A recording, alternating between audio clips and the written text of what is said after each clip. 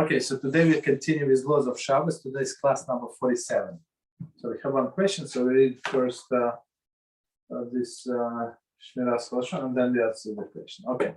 So today we're reading the Sefer Chofetz Chaim, and we start very interesting topic. It says the Ls7 Conditions. So the Ls, we said that means for constructive purpose, but still there are 7 conditions. A last resort, right? Condition number 4. If in addition to a personal reproof, any other option exists that could preclude the necessity to speak against negatively of someone, it must be pursued. It must be pursued. So if there is any way to stop this person from hurting others or whatever the situation is, without speaking up against him, so that's what you should do. Negative speech, even for constructive purpose, is lowly, and if it can be avoided. Okay. In the same way, when speaking negatively is necessary, one must carefully calculate just how much must be related in order to achieve the desired result. To relate to any unnecessary negative information would be speak Lashon Hara. So basically, if one thing is enough, one fact is enough to say about that person that should stop others for this, whatever. For example, somebody wants to get married, and like this guy was in and out of rehab, and then he had the drug problems, like selling drugs, and this problem, that problem. So when you go to this, his fiance to be right, so you tell her one thing. You don't have to like all of these things from his second grade, basically. You understand? So if one thing that he's in and out of rehab, for example, should stop here, so that's what you must say. Don't say all other things. Question. Yes. Let's say there's a boy, right? He thinks he's doing Yiddishkeit, but really he's creating his own religion, correct? Yeah. So now you try telling the rabbi who this kid listens to, right? Tell him, listen, this kid is like this. You have to do something about it. Then you keep on telling stuff and stuff and stuff. Is that allowed?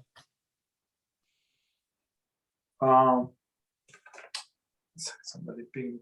So is it allowed to continue talking to this rabbi? Correct. Okay. So I'm trying to remember the verse. So it says, Rabbi Reuven was saying very beautifully. So he said that there is one verse that you should not stop. So you rebuke until he's about to hit legs Rambam. And the second verse, I don't remember the verse, but it says, just leave him be. Just let him die. Right? So he said, Rabbi Reuven says, so 1 second, it looks like contradiction. I don't remember who he quoting. Looks like a contradiction. So we continue to rebuke him, or just one time and let him die. What is going to be? And he said, depends on the person. Depends on the person. So he said, if person is, he said, I cannot keep Shabbos. I have to go. I have to watch this baseball game, this game, that game. I have to go shopping. I have to go to the beach. I have to. So all of this, when he has this tendency, these desires, right? So you continue talking to him, but right, continue until you break him, or he's going to say that's enough. Okay, right? But another person who created his own religion, exactly as you said. So in his mind, he's not wrong. In the first case, he understands something is wrong. But look, I'm weak. I have all of my desires, and I cannot continue. Stop eating non-kosher food. That's you continue pushing him. You understand the difference? But that he's right. He's like this. They call him traditional. So traditional. I don't know. When I had a conversation today. So he said, this good Jews, traditional people. It's a tradition. Jewish tradition is to keep Shabbos. All this tradition do not keep Shabbos. The tradition said sometimes in the house they eat kosher and go to shoot to Yom Kippur and fast in Yom Kippur. That's the tradition. That's not the Jewish tradition.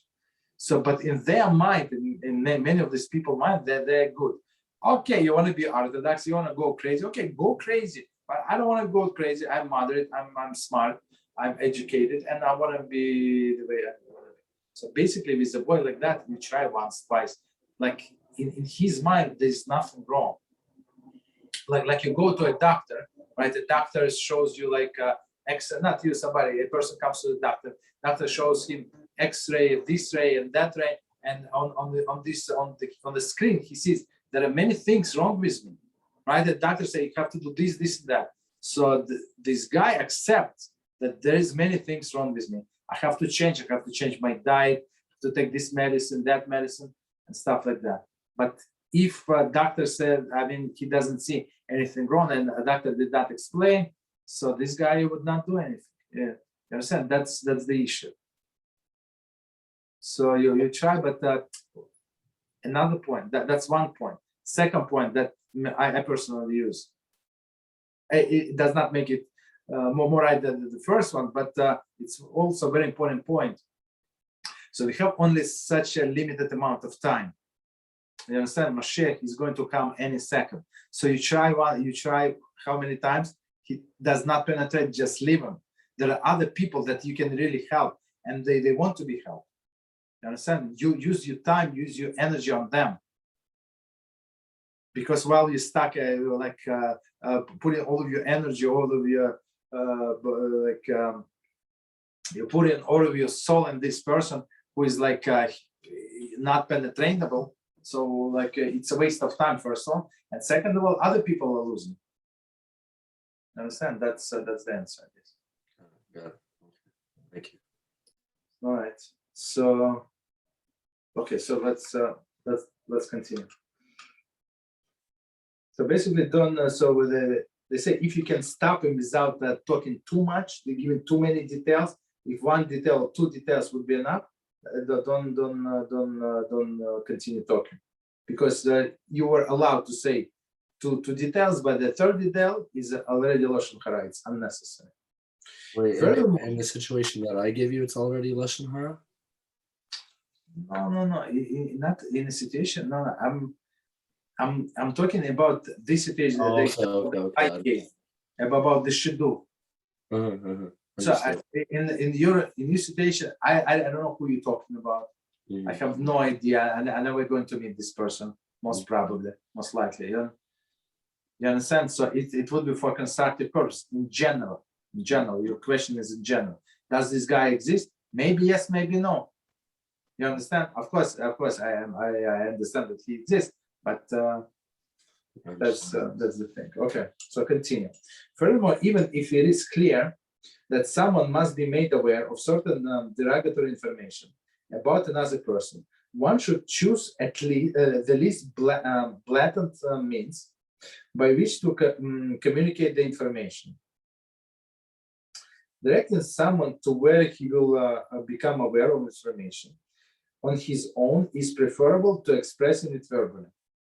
Maybe he said, if you come at I don't know 3 p.m. on Shabbos day by his house, you see that he's making barbecue. I heard him he was standing on a porch inviting everybody else. You think he's tzaddik and he comes to the shul and stuff like that. Yeah, comes at 3 p.m. and you see him, they making barbecue on Shabbos. So okay, well, come, just come and you'll see yourself. So that's I think that's what they say. It's maybe a better approach. In comparing two candidates for a position, stressing that strength of one is often sufficient without actually articulating that the other lacks. In all cases, the least negative course is the one to be followed. So I think it's a very good example. So when you're comparing to people, so you said, this guy is a sharp. So I mean that the second guy is not so sharp, right? So that's also derogatory. Okay, so the question was if you made, for example, you're upstairs and you made a brach on this banana, you started eating the banana, and then you stopped and you went downstairs, right? And you did something on the computer for 2 minutes, 5 minutes, whatever, how many minutes.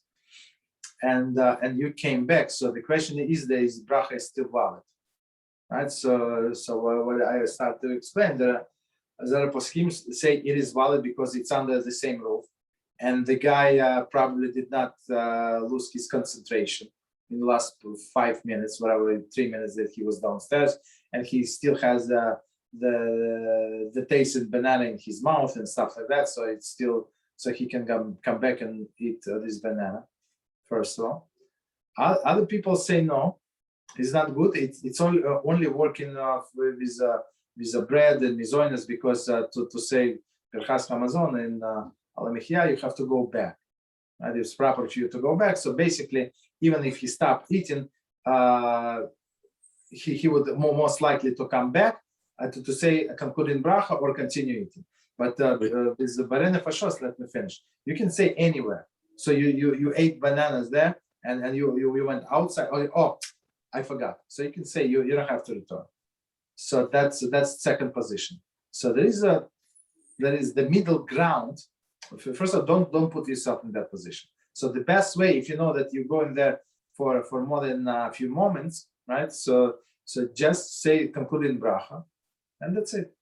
And you go downstairs, do whatever you want, as long as you want, and then come back, and then there is no problem. One solution. Second solution, if you're not sure this and that, so let's say it was not banana, you were eating candy bar, let's say, right? So now you're not sure. So you have to make a bracha on something else, but not water. Water is not, I think it's not a good idea. On something like, I don't know, tea, I don't know, soda, whatever is required shechako. And you can then keep in mind that this bracha should cover this candy bar. But what if you made a shackle, right? With kavana that it covers anything you're going to have in your meal, and now you went downstairs and went back upstairs. Now, does that shackle work for let's say whatever candy you're going to have to cover this? Again, this you see, there are two different school of thoughts, the two different approaches. So first, don't put yourself in that situation unless you have kavana. So unless you have kavana, I'm still eating. I'm in the middle, so I have to go back. Take whatever. So somebody's ringing my doorbell. Okay, I have to open the door. You understand? So you go the downstairs. You open the door. They talk to the guy, but in your mind, it was that I want to come back. So if you have in mind that you're going to come back, so you don't need the second door. Mm-hmm. So, but if you got the situation that I was explaining before, you got involved with something else. Mm-hmm. Whatever you were like involved in the computer, whatever you were checking information, looking for information. So your mind already not with your meal, but already here. So that's the difference. So the best is not to put yourself in this situation, or if you know that it might take longer than a few minutes. So just say concluding bracha, and then come back and say another. So it would not be unnecessary bracha, like Israel. Yeah, go ahead. Oh yes, I write this down. The first bracha, washing hands, does it cover to eat bread immediately? It's a good question. Or we have to the netilat yadayim again every time we eat a piece of bread, a loaf. No. So, I'm trying to think how the best to answer your question. Okay, so let me tell you the procedure, and then you tell me if I'm missing something. Okay, I'm going to tell you the procedure. So you decide to eat bread meal, right? So you go wash your hands. You say al nitilas yadayim. And the proper way to start to make hamotzi, to make blessing on the bread as soon as possible. The least interruption is the bad. So I think they give this example, this verse. I don't remember the verse, but it says like 20 seconds. That would be the best, preferable to say hamotzi 20 seconds after you washed, right? So that's the most preferable. That's why some people, they have this washing station, just a small sink, like next to in the dining room, right there. So they don't have to go to the kitchen. They wash it right there. So I mean, it's midas chasidus. Of course, you don't have to. You're not obligated to do that. But basically, so if, for example, you have many guests and you have 50 people to wash. So in this case, it would be interruption. So let's say you wash first. Let's say every person takes, I don't know, with a filling of the cup, like 1 minute to wash. So it's like it could be for less than 1 minute. Okay, let's say 45 minutes, even 40 minutes until all of the people, if you have only one sink or one cup, to wash their hands. You understand? So if you keep silent, it's not considered to be interruption. So it's your interruption is for the sake of mitzvah.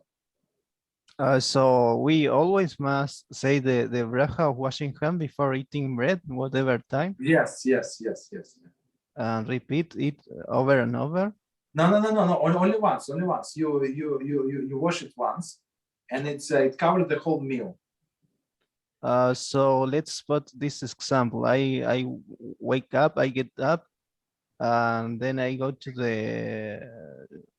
to wash my hands, and I say the bracha of washing hands, and this bracha covers the entire day of eating bread until the night. No. I apologize. No. I mean, the bracha is the same, but there are two different usage of the bracha. The first one that we say al nitlas yadayim, it's for washing of the hands after you woke up. That's it. Yes. It's only once. Okay, that's it. And the same bracha al nitlas yadayim, but different purpose. The purpose for eating bread. You say during the day as many times as you're going to eat bread. Maybe you have 2 meals, and during these 2 meals you use bread. You eat bread. There's no problem.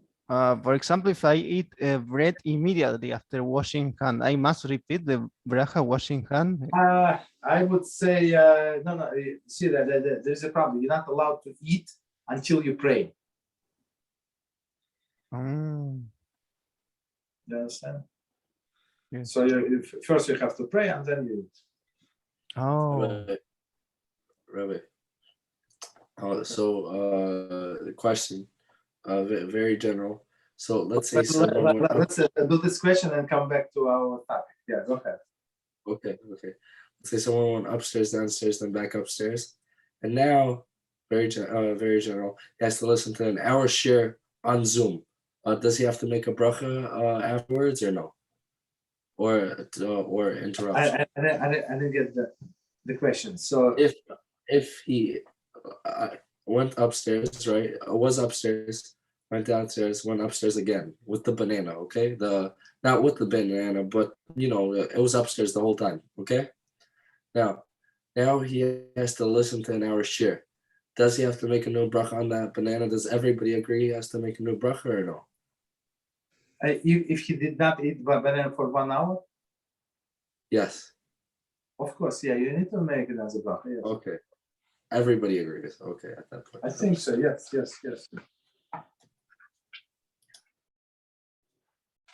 I mean, because you see, the thing is the banana that you ate before. It's one explanation, 1 point, right? That it's already digested, so that there is no continuation of the meal. You understand? Okay. So all right. So let's continue with our topic. So we're on topic of sewing, very interesting topic, and we'll learn about these 2 types of pots, right? Flower pots, perforated, not perforated, and we say that you cannot, if the pot is perforated, you cannot hang it above the soil, right? Or put directly on the soil. It could be like only a few inches, like several centimeters, right? Away from each other. So let's say you have this cement sidewalk, and so there is no problem to keep your flower pot there, but you cannot move it even a little, so it would be on the ground, on the grass. It would be forbidden. Okay. So continue. Other types of liquids. So and we said we're not allowed to wash with water the plant because it's promoting growth. Okay, so we said that be careful not to wash your hands above the grass and stuff like that. Okay. Sorry. Other types of liquids other than water will cause plants growth. One second, let me drink some water. Sorry. I'm going to say bracha quietly so you don't answer.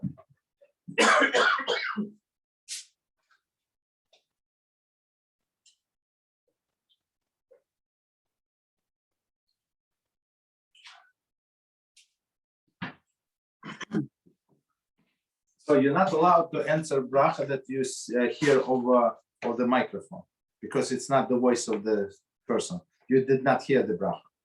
You heard something else. Okay, of course, and on a recording, on everything. Okay, so one more time. Other types of liquids other than water will cause plants growth. Therefore, it is forbidden to pour any liquid, for example, apple juice, soda, into grass, growing plants, etc. Urinated on a growing plant is permitted because urine does not promote growth. Okay, so very interesting. So they say not only water, but then they say water the plants. Of course, we understand. So water is with water, but it is apple juice, orange juice. So it's lots of sugar. So it's actually the sugar we will promote the growth. So it's also not allowed. Urinated, of course, it's only kills the plants. Okay, I'm not sure if it kills, but at least it's not promoting growth.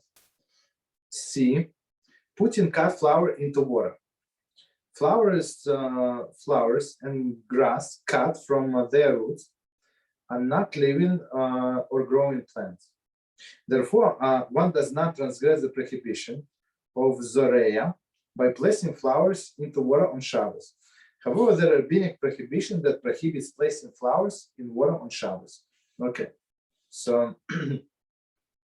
now we're going to go into details, but before we go, so let's try to understand. So far, we were learning about these plants, the living plants, right? Living meaning in the ground, in somewhere in the earth, right? So here they say cut flowers. So on one hand, you're not promoting the growth. I mean that they're dying. They were cut as soon as they were cut from the original place of growth. I mean that they start dying, all of these flowers. Okay, so maybe what you do, you just make it this death slower. But okay, go ahead. Does this apply to brown leaves on trees, like in the fall, or no? Say it again. It does brown leaves on trees in, like, let's say fall. Do they count as living or dead? No, they everything that detached from original place of growth is dead. I'm saying it's still attached on the tree, but Oh no. Oh, okay, I see. I apologize. So sorry, I thought that they follow. No, the one that attached to the tree, as long as they're attached, they still receive their nourishment, even though we don't see from the tree. So question. So let's say there's a tree, right? Wood tree, and you take off a piece of the wood, right? Small piece of the wood. Does that count as a malacha? Yeah. Of two malachas, right? Of tearing, probably, and also of what's it called? Ripping. Ripping. Okay. Two different. You're right. Two different malachas. Okay. So one more time we said technically, like there is no Torah prohibition to put cut flowers because they're dead, as we said, into water, but rabbinically we said no. Why not? Okay, let's see. Wait, but am I allowed to touch a vase with flowers on Shabbos? Yes, yeah, it's not mixing. Okay.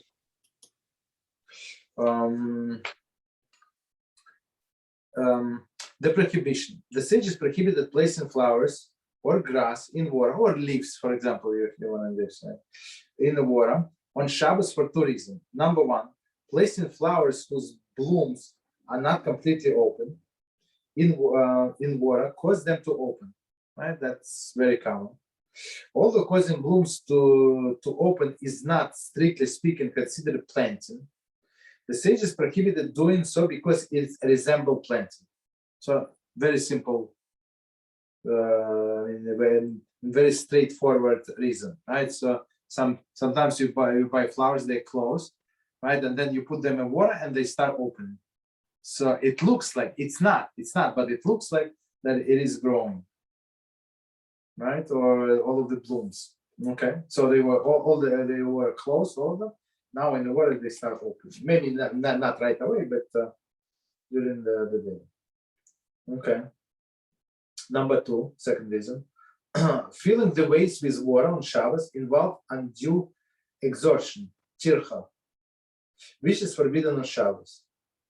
The sages forbade activity that involves unnecessary exertion, tircha, because they detract from the aura of Shabbos and because they resemble weekday activities. Okay, so let's try. Last time we were, I mentioned something. I think Israel asked this question about the furniture. If you're allowed to move the furniture, right? Or like heavy object, right? That's what the question, I think, was. Yeah, so heavy object. And so here, I mean, I get the answer, but he's they saying so. It is not allowed on Shabbos to do some exertion, like something like heavy things, right? That you get tired. So Shabbos was given us as a rest. So and a person puts himself in a situation to get tired. So he said, okay, maybe since I'm off anyway, since I am not in shul, stuff like that. So maybe I'm going to rearrange my furniture. So furniture is not moved, so you can move it if necessary. If you need, as we said, if you need a place for a second table, you have more guests. So you can move the table around. It's upstairs. You can go. You can let's say there is an eruv you can bring from your neighbor. There is no problem. But just doing without specific Shabbos needs, it's going to be tircha, which is exertion. And plus, they say weekday activities, exactly as we said last time. So this vases usually they're not made of plastic. So usually they're heavy. So now and plus you add water. So it's this heavy thing. So you have to wash. Yeah, I mean you have to carry somewhere else this heavy waste with the water, and maybe you put flowers already. So it says unnecessary tir. Okay. So it's second explanation. So first explanation, because some flowers are going to open that were closed before, and second because it's necessary exertion. Okay. Continue. Rabbi, why does opening and closing a Shabbos lamp not look like a weekly activity? Looks like a malacha to some people, even, no? No. Because, for example, so let me explain to Israel what a Shabbos lamp. So there is a lamp, right? Lamp. So it's always on. We cannot turn the light off on Shabbos. So there is like a what is it? Like a block, right? So you turn cylinder like a shade, like a cylinder, right? You turn. There's a cylinder, one inside, one outside, and it close. So it's closing the light. One second, let me think.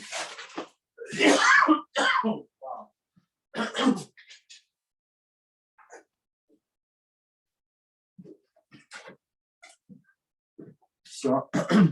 So whatever is it? So basically, when you turn this the Shabbos lamp. Rabbi, I have the light right here if you want me to show him. Okay, show, please. So he's going to show. Okay, all right. Is it possible for you to turn it on or not?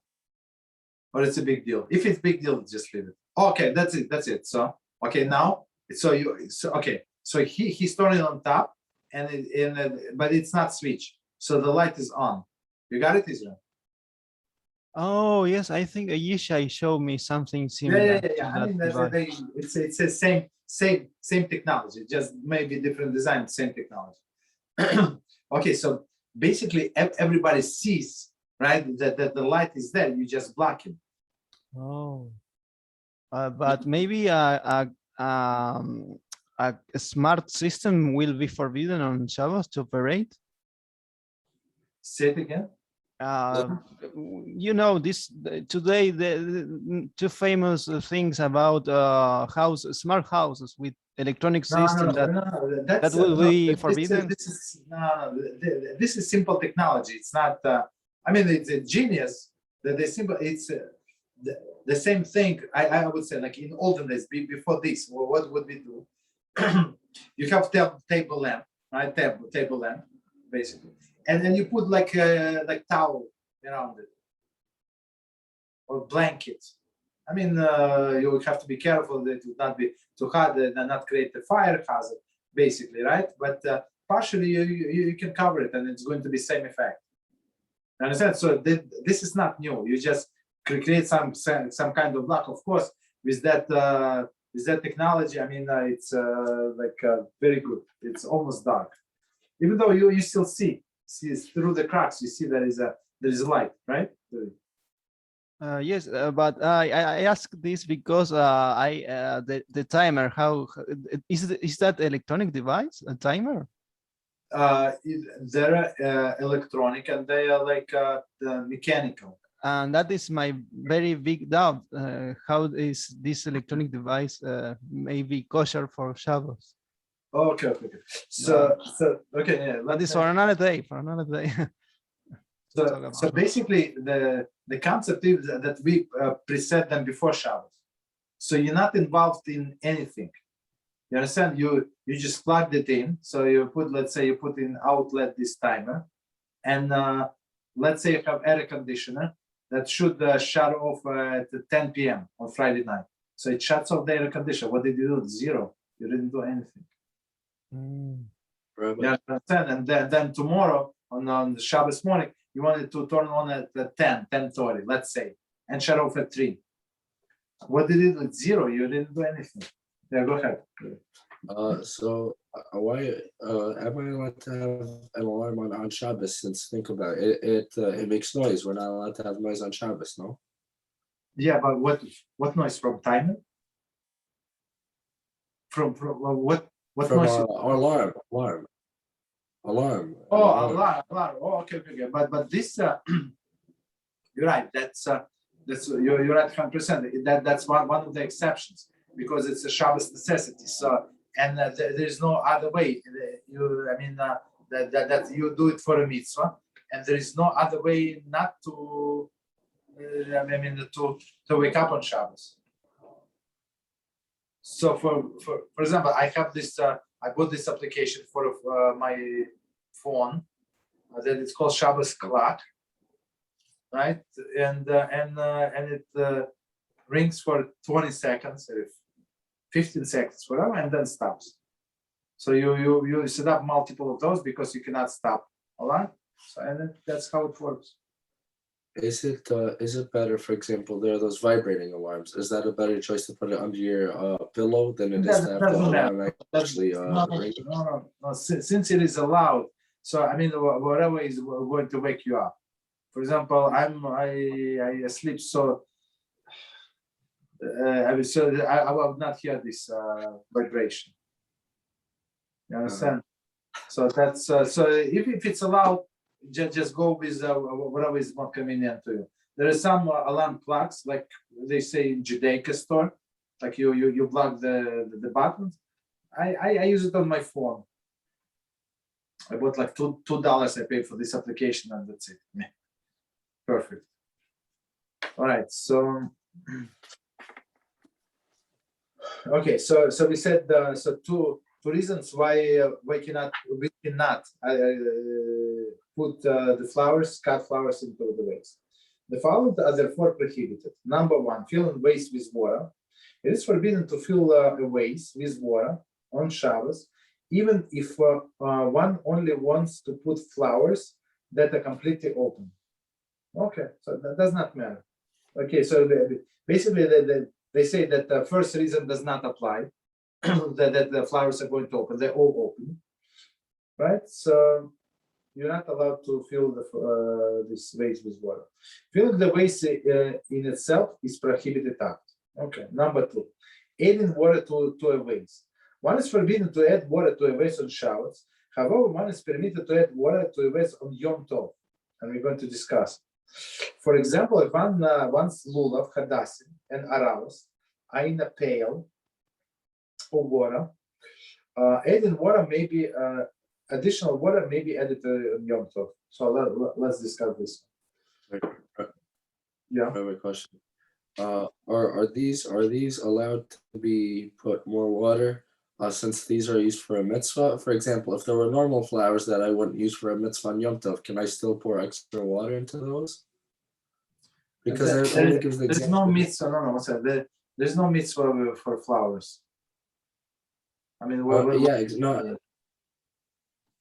My question is like this. My question is over here. It says you're allowed to add water to a vase for plants, right? And then it gives 3 examples. All these 3 examples are for a mitzvah on Yom Tov. So my question is, does it also apply to something that's not a mitzvah on Yom Tov? Normal flowers. No. Only for mitzvah.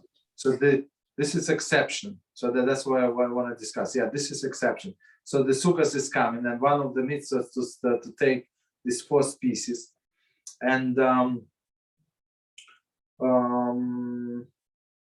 so if you're careful and you have this holder, so and you can remove them from the holder every time you came home from shul, you put them in a water, there is no problem, right? But it should be the thing is, I'm not sure if they're going to discuss it or not. Okay, I'm not sure. So I'm going to say it since we're on the topic. You can only return to the water. So make sure that this hadassim and this rabbis, they in the water before Yom Tov starts.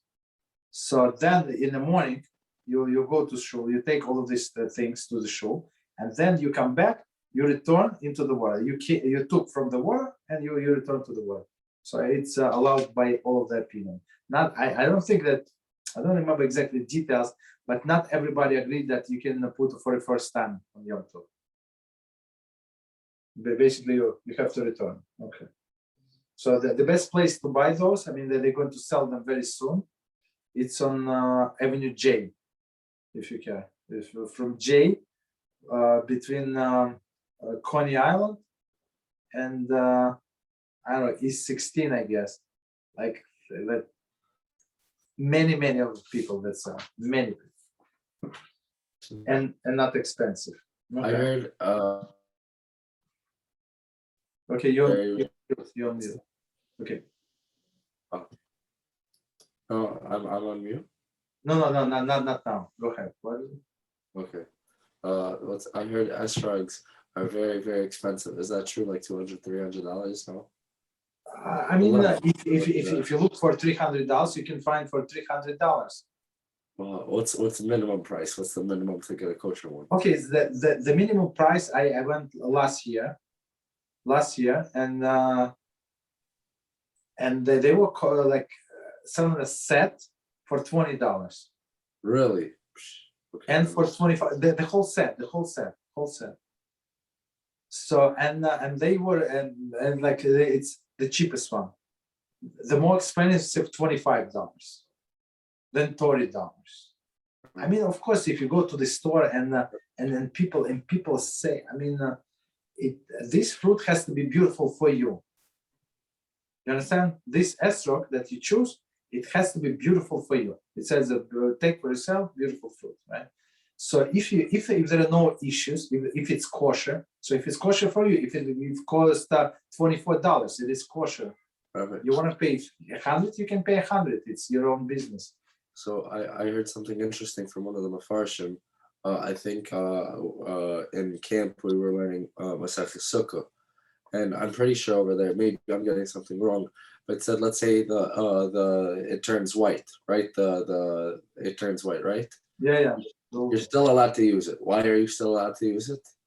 You're allowed to use it if it's the only one and everybody else doesn't have one. It's the only type you can find. Why?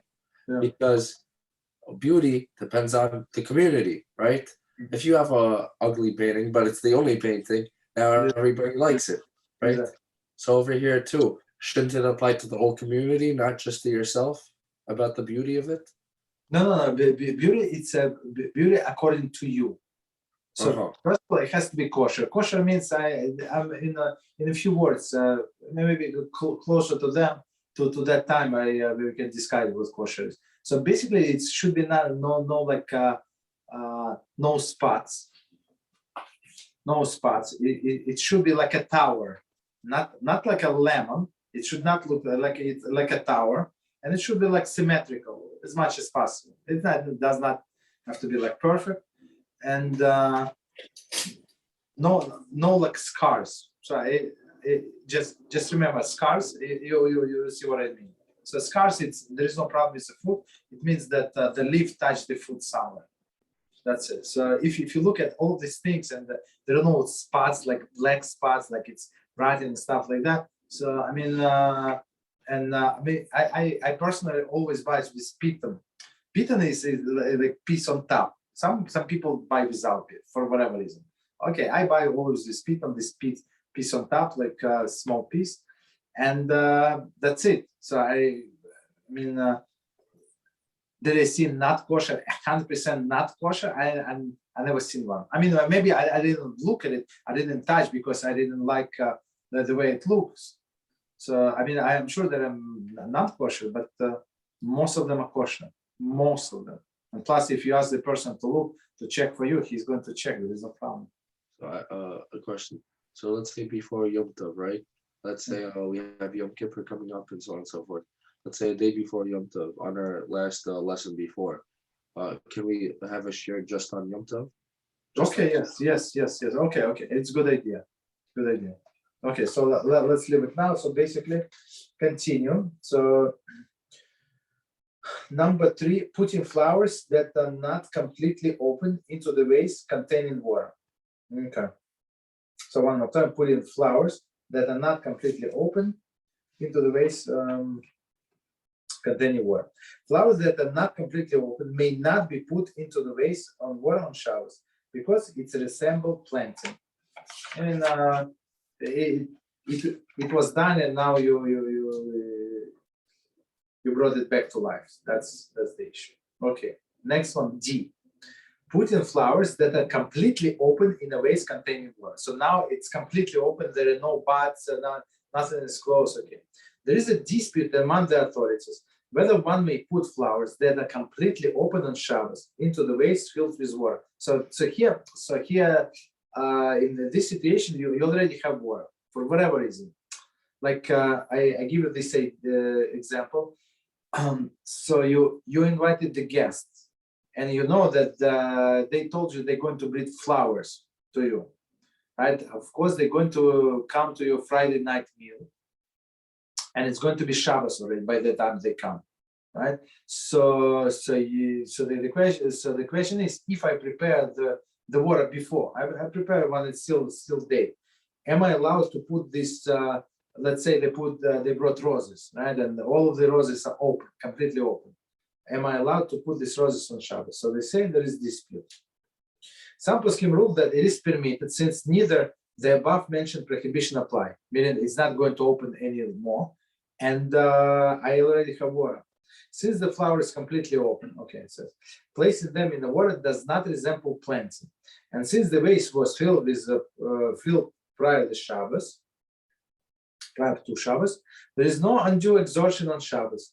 Nevertheless, some poskim rule that even in this situation, one should not place flour into water for the first time. So return possible. First time, not possible. Therefore, it is preferable to place even open flowers in water-filled vase prior Shabbos. If one forgot, one forgot, and put the open flowers into the vase prior Shabbos right? He may rely on poskim who permits putting open flowers on Shabbos into the vase filled with water before Shabbos. Putting completely open flowers back into water filled with vase on Shabbos is permitted according to all opinions. So let me explain what it says. So they say, We're talking about if you had water prepared before Shabbos, right? And you have this these completely open flowers. So one opinion we said, since they completely open, it's not resemble sowing, and you don't have to exert yourself to add more water. So again, there is no problem. But other poskim say no, there is still a problem, right? It is still a problem. Don't do it. So basically, if necessary, and one forgot and stuff like that, so he may rely on those poskim on the first opinion. So always, if we have a lenient opinion, if you need to, you can rely on that opinion, right? But if you took out the flowers from the water for whatever reason, right, and put in another water in another vase, there is no problem. Okay, according to all of the opinion. So basically, I would say, you forgot, your wife asked you, your mother asked you 3 times to put the flowers into water, and so now, and you prepare the water before Shabbos. Then the phone rang, and you did not do it. So now she's going to be upset. So basically, you can rely on this lenient opinion and put them into water. There is no problem. Okay, continue. Wow, time flies so fast. Place arba minim into water. So arba minim is 4 species, right? Even though it's not 4, but okay.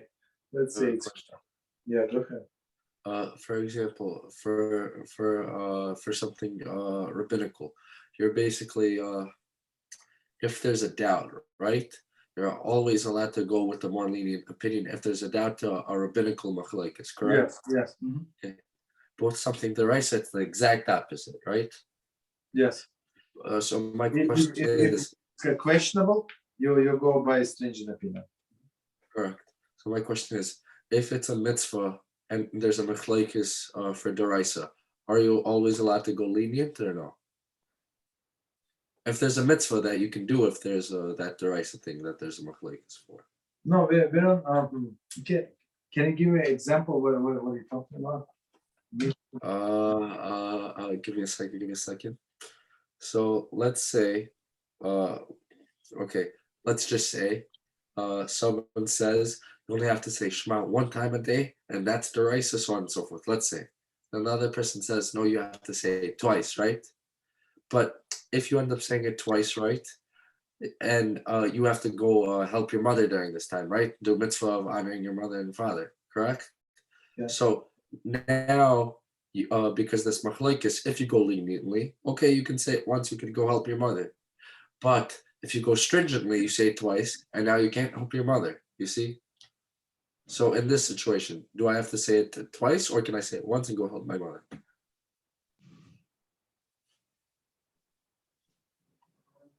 I'm not sure. It's not. I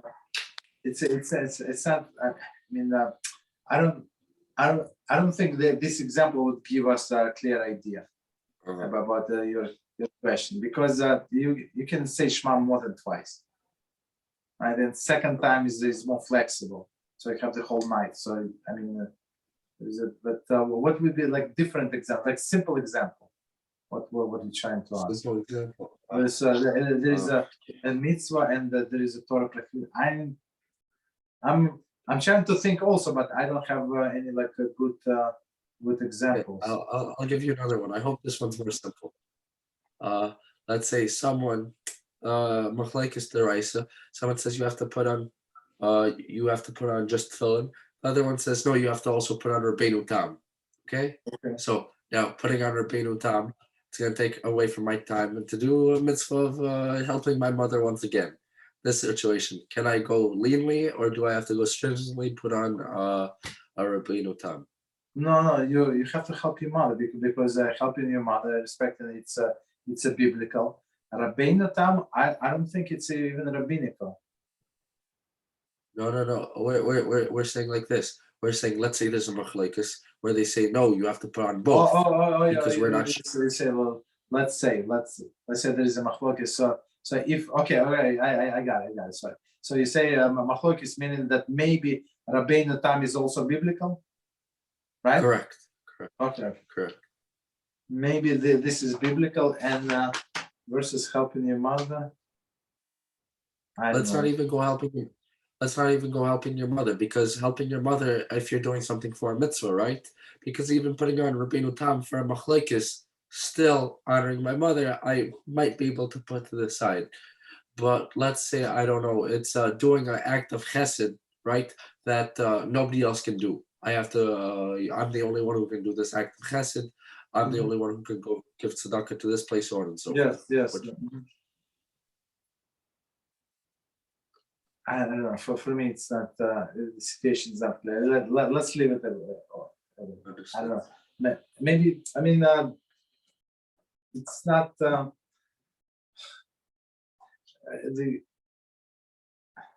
reason I say that there is always the ways around. You can do both of them. I mean, as you said, there is only you is needed to redeem the prisoners. So only you have access to these things. So only you have money. So it's different situation. So you stop one, you have to do another. There is no machlokes, because it's a time sensitive. It's saving another person's life. And then that you can go back and do it. So okay, maybe if we have different example, so we can try to answer the question. Okay. So continue. So now we're talking about placing arba minim. Even whenever it says arba minim for species, but we don't place all of them. We don't place esro in there, and usually people don't put lulav. I mean, it's not going to dry in 1 week, right? So okay. So but let's see. Similarly, it is forbidden to place lulav hadasi and esrog in the water on Yom Tov. Okay, one should place them in water prior to Yom Tov, so that he will be permitted to remove them and replace them in the water on Yom Tov. In the event that one forgot to place them in water on Yom Tov, one may rely on poskim who permit placing open flowers into the vase that are filled before Yom Tov. Okay. So basically, first of all, we said let's summarize. So on Yom Tov, you're allowed to add water into the vase, first of all, right? Because let's say it has water, but it needs some more. Because, for example, on Sukkot, it's many times it's hot. Not many, but it's hot, right? So the water, let's say, evaporated. Or on Shavuos, it's also hot, right? So one more time, they say that the hadasim, let's say hadasim and aravas. Aravas, it's a willow, right? So you can and hadasim is like from another palm tree. So you can put them in water. So the preferable way, as we said before, so to put them in the water before Yom Tov, and then on Yom Tov morning, you take them out of the water, take them to the shul, stuff like that. When you come back, so you return them back to the water. There is no problem. Or they say you can rely on the opinion of poskim. More in opinion, they say if they completely open. So in our case, it is 100% completely open, and you have water. So none of the conditions apply. That say that you cannot do that. So you can put them in the first time in water. Okay. So continue. Just one second. Let me see. Okay, we have a few minutes. So continue. Protecting growth, as we discussed last time. Introduction. Protecting plants, trees, etc. from destruction is included in Melacha of Zoreya.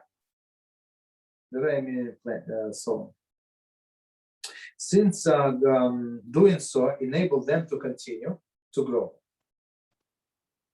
Therefore, the following actions are forbidden on Shabbos. Number A, covering plants.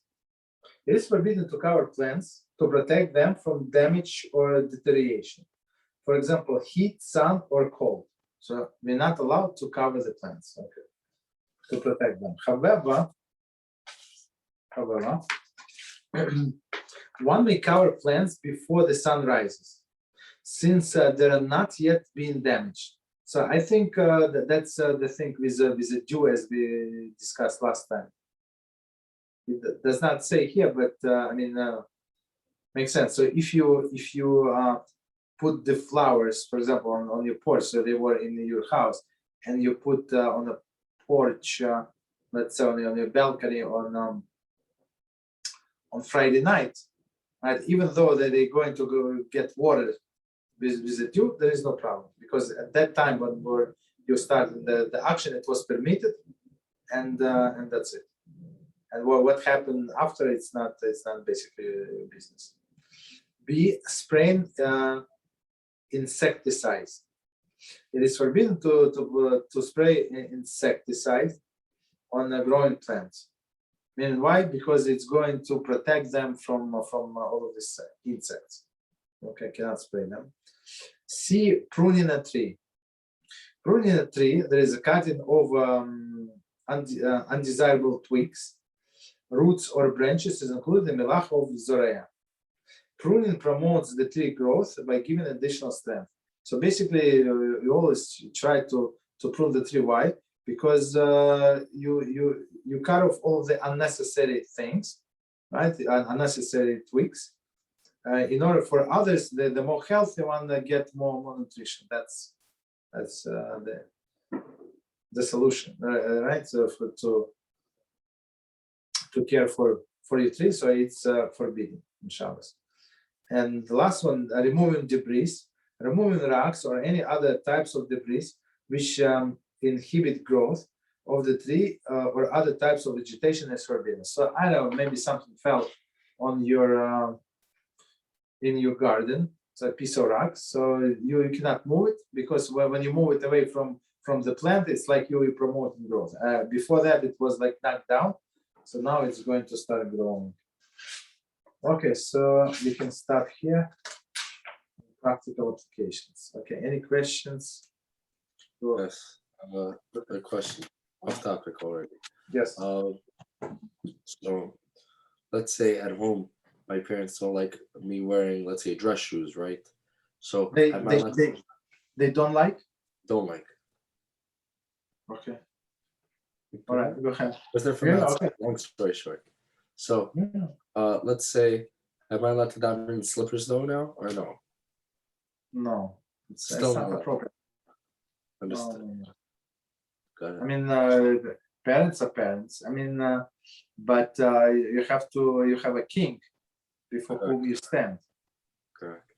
So, and they have to listen to this king also. It's not like you, only you. So in this case, I mean, but the way I see, try to do it like stealthily, so that people do not see, like not be like in anybody's face. You told me no, but I am going to do it anyway. So it's not our approach. But then people like I let it go from my experience. And also I want to ask, the snake venom about the water thing, right? Water, you leave water open, right? Okay, yes. Yeah. How long are you allowed to leave water open or drink open? No, the thing is, so you're not allowed to leave overnight. That's the thing. Only overnight. Yeah, not allowed. So some say, okay, one second. Some say do not leave over the wine open more than, I don't know, half an hour.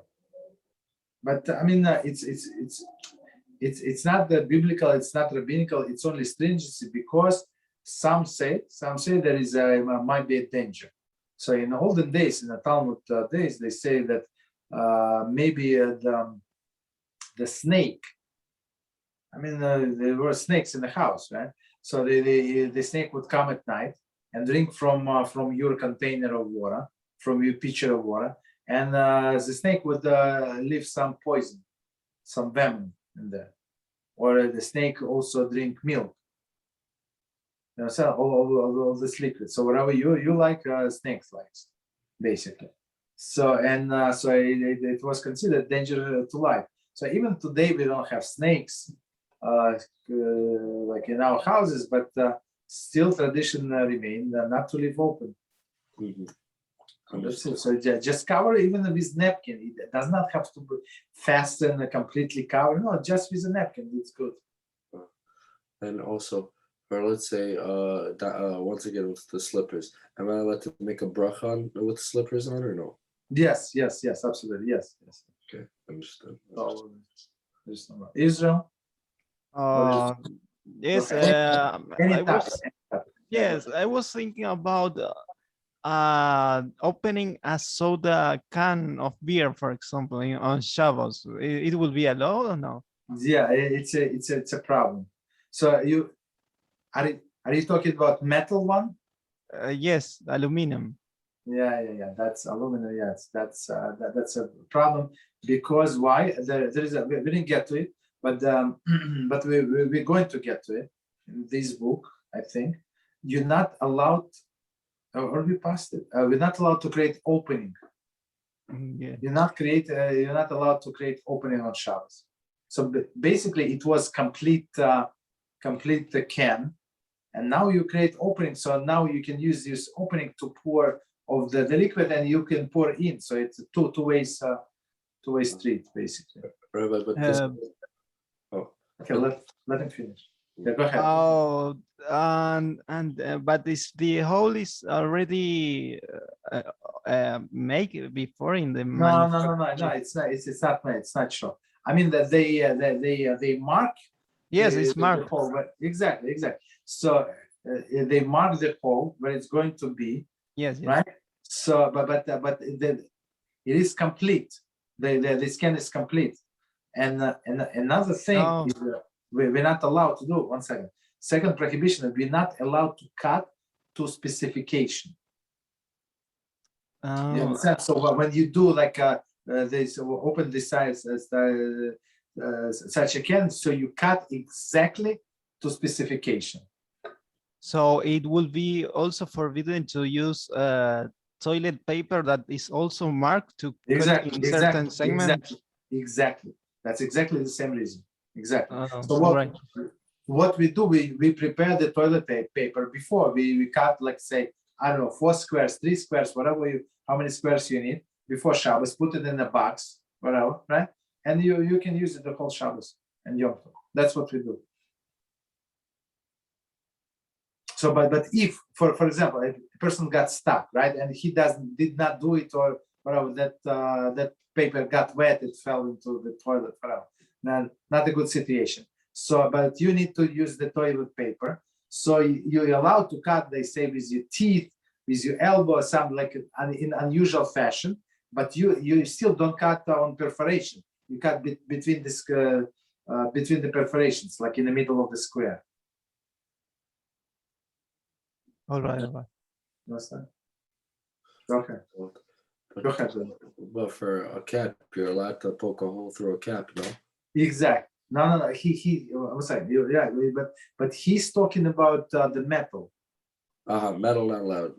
Yes. I mean, you can. No. What's that? You can do exactly as you said if you want to. So you can take a knife, for example, short knife. Don't if you're not sure, don't do it. And you can like puncture a can. There is no problem. So even on the side, right? So maybe on the sides it's easier than on the top. I think that's my understanding. So if you make a hole on the top, on the side, so you can pour content into a cup and throw out the can. There is no problem. So, but usually we don't. It's all like if you're not handy guy, so you're going to cut your hand together. So just drink the coffee and or some water, some whatever is available. Don't do. Okay. Any other questions? Yeah. How do you get through an 8-hour Chakra on Rosh Hashanah? Say it again. How to get through? It's not 8 hours. For me, it is. For me, what's it called? At where I'm going to, it's from 7 to 3:30. So. 3:30. Okay. Kiddush 20 minutes in the middle, then 10-minute break. Yeah. Okay. So the question: how to get through on these 8 hours of Rosh Hashanah? So if you look, so they make Rosh Hashanah as long as Yom Kippur. You usually on Yom Kippur we break at like 3:30 or so. Okay, so it's possible. So and when you look at the Magzor, right, on Yom Kippur, it's like we're not going to finish today, right?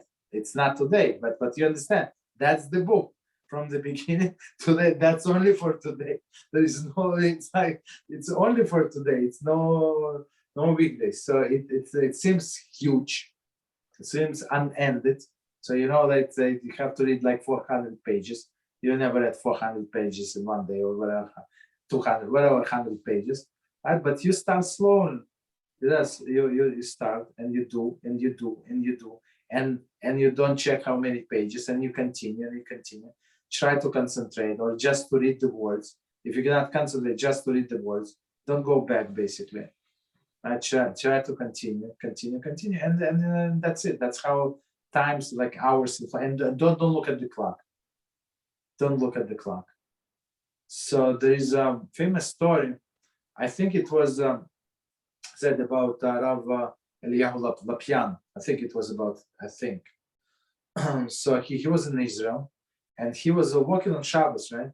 And he saw that two Arabs were getting the stones, like they cutting the stones from like on a bottom of the hill. I don't know, mounted like on the bottom of the hill.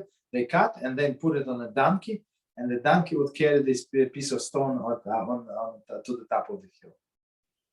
And they put on a donkey this towel, so the donkey could not see, basically, just see when looking down. And he said that it's very interesting. The donkey like going back and forth with these stones like non-stop, right?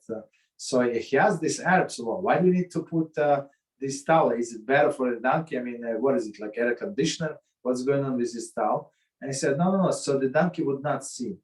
So if donkey would look up and see where it should go, it's never going to go. It's too tired. But few steps in front of the donkey can see.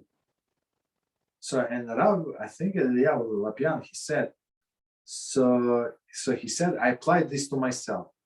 Up there, this book, I'm not going to be able to finish. There is no way. But this page in front of me, I can finish. I concentrate on the page in front of you. Understand? That's my explanation. Understood. Okay. All right. So we stop here. So I wish you good Shabbos then, and until Sunday. Sunday we're going to do 4 p.m. B'ezrat Hashem.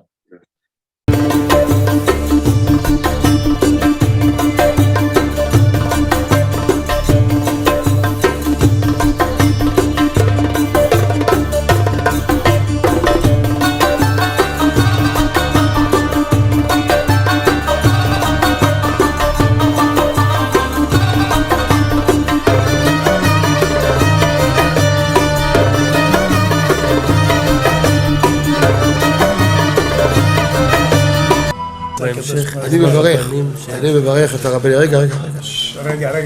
אני מברך את הרבנים, הרב ירון ראובן, הרב אפרים כחלון, ראשי ארגון בעזרת השם, שהלכו בפי עליון, שעלו מעלה, יהיה להם ברכה והצלחה, הקדוש ברוך הוא ימלא בישועות ליבם לטובה ולברכה, שבכל אשר יפנו ישכילו ויצליחו, יזכו לעשות כאלה וכאלה, הודיעו תורה לאדירה, אמן ואמן. בעזרת השם רשת בכל הארץ. הוא היהודי הזה, הוא היה מיליונר, סגר את כל הביזנס, אמר אני משקיע פה בעולמה של תורה. איפה הוא גר? בפלורידה. פלורידה, איפה זה פלורידה? באמריקה. במיימי. כן, ליד. אנחנו שם עכשיו הולכים להקים קהילה ספרדית. חזק אותו בשמי. קהילה ספרדית גדולה. תעבירו מה שבירכתי אותו. כן, קהילה ספרדית גדולה.